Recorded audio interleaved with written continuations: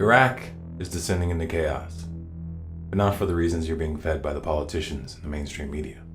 In June of 2014, the world watched in shock as an Islamic militant group operating under the name of the Islamic State of Iraq and Syria, or ISIS, took control of Mosul, Baiji, and Tikrit and began pushing south to Baghdad. Fallujah has been under their control since January. Iraqi military and police put up very little resistance in spite of the fact that they greatly outnumbered the militants. Most fled their posts and left their uniforms and weapons behind. Those who didn't were killed. ISIS, whose stated goal is to erase the border between Syria and Iraq, to establish an Islamic caliphate encompassing both countries, and to impose Sharia law, already holds vast swaths of territory, and they are rapidly gaining ground. How did this happen? That's an extremely important question. How you answer it will determine what comes next, not just in Iraq. That's why the media spin doctors and politicians are out in force, attempting to rewrite history and turning reality completely on its head in the process. For example, we have people insisting that this is happening because the US and NATO failed to intervene in Syria. Well, that's a convenient answer, isn't it? The US and NATO have been actively working to topple Assad by arming and funding the Syrian rebels since at least 2011. This has developed into a bloody civil war which has attracted jihadists from all over the world. It has also created a vacuum of power which enabled groups like ISIS, Al-Qaeda, and Al-Nusra to organize and establish physical strongholds. The US claims to only be arming the moderate rebels. However, the leadership of the Free Syrian Army, aka the FSA, has stated that they regularly carry out joint operations with Al-Qaeda and its affiliates. Up until recently, ISIS was a branch of Al-Qaeda. In February of this year, Al-Qaeda's official leadership publicly disavowed ISIS due to their brutal tactics. That's why ISIS is referred to as a splinter group. Furthermore, we know for a fact that the majority of the weapons and funding from the US and its allies are ending up in the hands of jihadists, and US officials have been aware of this since 2012. But don't take my word for it. Go read this article from the New York Times yourself. Do the math, folks. ISIS would have never gotten a foothold in Syria if the US hadn't weakened the Syrian government. And the weapons that they're using right now were most likely paid for with your tax dollars. But wait, this isn't just about Syria, is it? It's also about Iraq. Which brings us to the other deranged narrative that's being promoted right now. That this chaos is unfolding because the US military withdrew prematurely in 2011. You see, Iraq is in ruins and unable to defend itself because the US military left the party too early. It's not because the Bush administration and the mainstream media convinced the public that Saddam had weapons of mass destruction and was planning to use them. No, and it's not because the US invaded Iraq under these false pretenses, disbanding the Iraqi army and police and reducing the country to rubble in an attempt to put down the resulting insurgency. No, it's because 8 years of military occupation wasn't enough. Those who fought there, it's a punch in the gut to see your sacrifice was for nothing. But the occupation of Iraq was never going to end well. And the Bush administration knew that it wouldn't. But don't take my word for it. Let's take a look at this clip of Dick Cheney from 1994. Do you think that the U.S. or UN forces should have moved into Baghdad? No. Why not?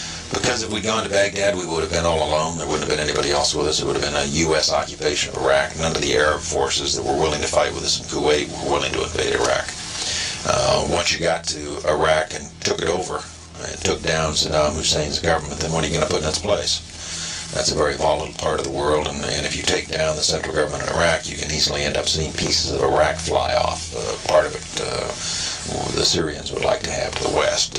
Part of eastern Iraq the Iranians would like to claim fought over for 8 years. In the north you've got the Kurds, and if the Kurds spin loose and join with the Kurds in Turkey, then you threaten the territorial integrity of Turkey. It's a quagmire if you go that far and try to take down Iraq. That was very astute, Dick.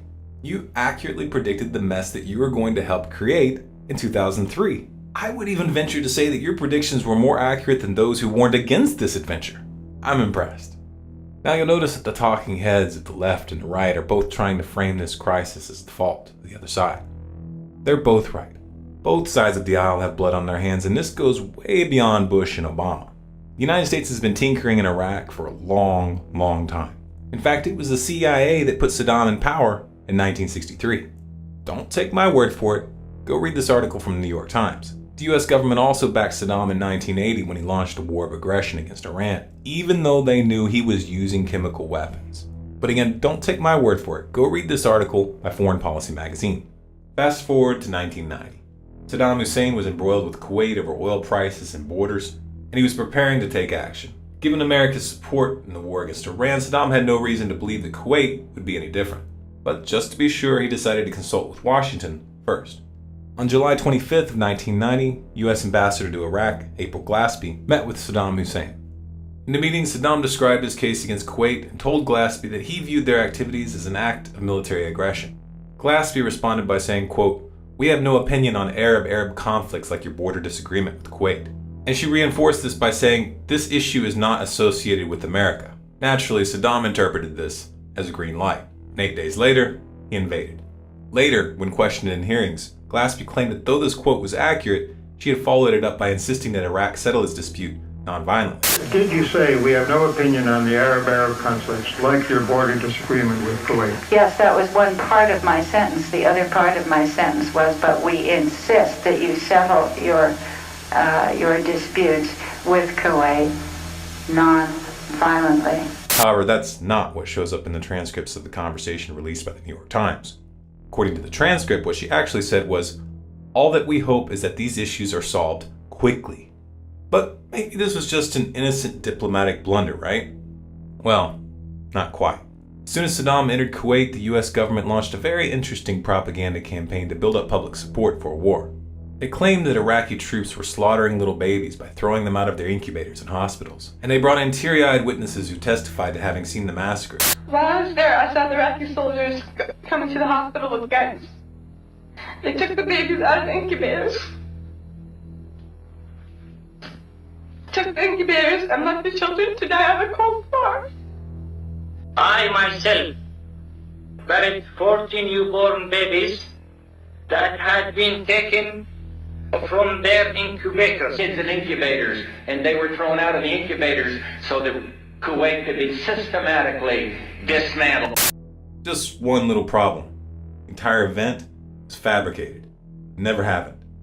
This woman who presented herself as a witness was actually the daughter of the Kuwaiti ambassador to the United States, and her testimony was part of a public relations campaign organized by a company called Hill and Knowlton.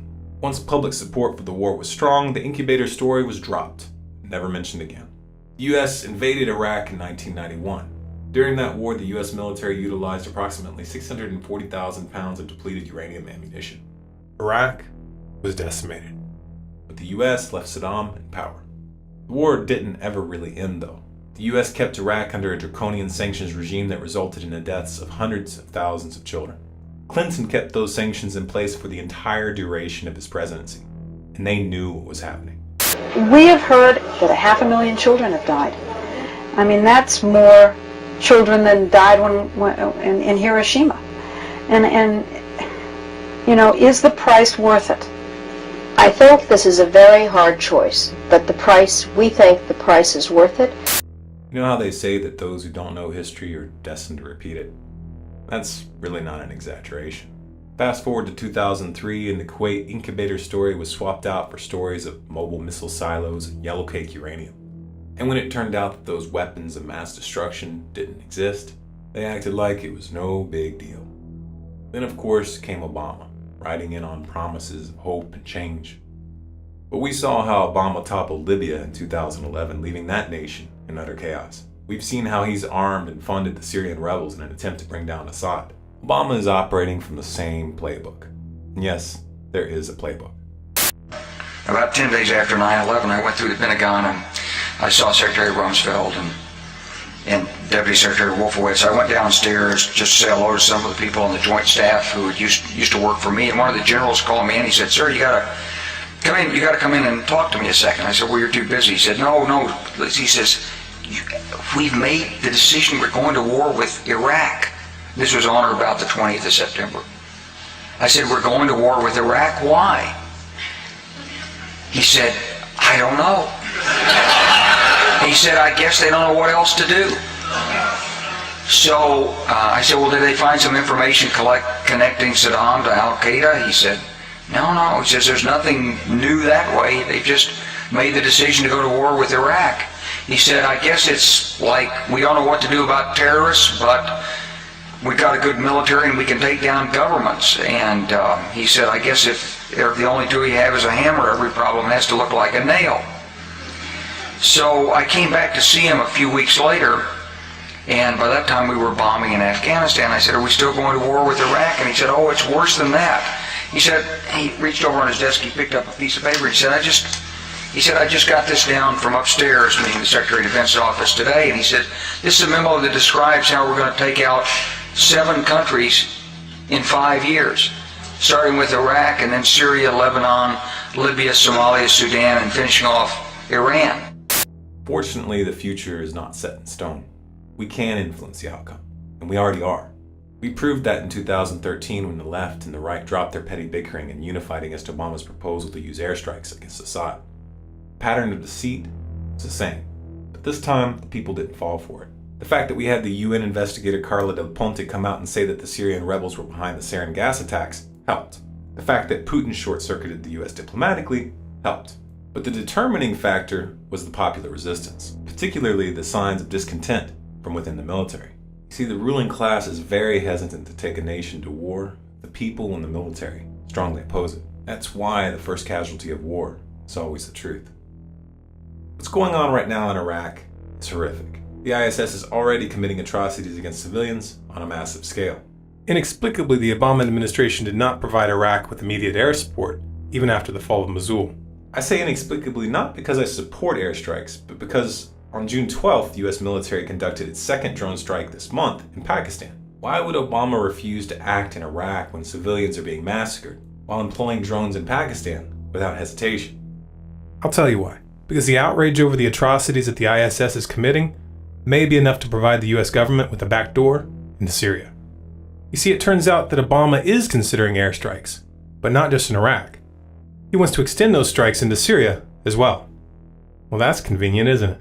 Once the US military is able to freely conduct operations in Syrian territory, getting the regime change that they want will be much, much easier. It's the classic formula: problem, reaction, solution. They created the problem, they're letting the public react and build up outrage, and then they're going to propose a solution which will sow the seeds for another generation of conflicts. To short-circuit this pattern, the public needs to come to terms with the cold, hard truth. No matter what the US does at this point, and no matter how long they stay, there is no happy ending to this story. The chaos that we're seeing in this region is the direct result of half a century of US military interventions and covert operations in the Middle East. It's time to acknowledge that bombing for peace doesn't work. Regime change for stability doesn't work.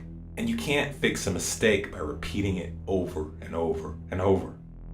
If the US honestly wants to stop the spread of Islamic terrorism, then they should stop funding and arming jihadists in Syria. That would be a good starting point, don't you think? If you want to keep informed about what's going on in the world, go to our website, scgnews.com, and sign up for email updates. Doing so, you'll be notified of any new articles or videos we put out. Also, be sure to subscribe to Storm Clouds Gathering on YouTube and follow us on Facebook, Twitter, and Google+.